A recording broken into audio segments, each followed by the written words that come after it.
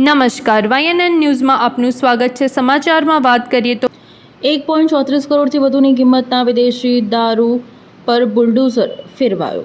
ગુજરાતમાં દારૂબંધીના કડક અમલ વચ્ચે ગુજરાત પોલીસ દ્વારા અવારનવાર દારૂ ઝડપી પાડવામાં આવતો હોય છે। વડોદરા પોલીસ દ્વારા જપ્ત કરવામાં આવેલ વિદેશી દારૂના જથ્થા ઉપર આજે જાહેરમાં તેનો નાશ કરવામાં આવ્યો હતો।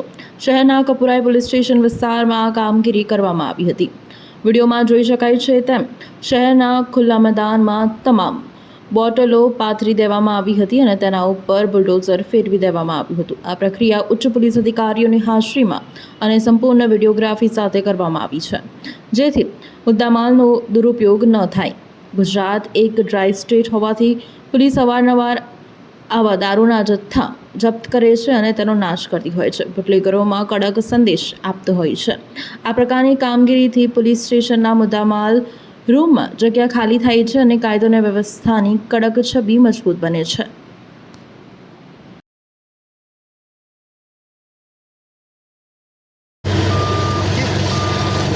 અત્યારે કપુરાઈ પોલીસ હદ વિસ્તારમાં ઝોન 3ના કપુરાઈ, પાણીગેટ, મકરપુરા અને માંજરપુર આ 4 પોલીસ સ્ટેશનમાં છેલ્લા 2 મહિનામાં દાખલ થયેલા 69 ગુનાના 1,34,00,000થી પણ વધારેના મુદ્દામાલનો નાશ કરવામાં આવી રહ્યો છે, જેમાં 38,000થી પણ વધુ બોટલોનો અત્યારે નાશ કરવામાં આવી રહ્યો છે। Subscribe now and press the bell icon. Never miss an update.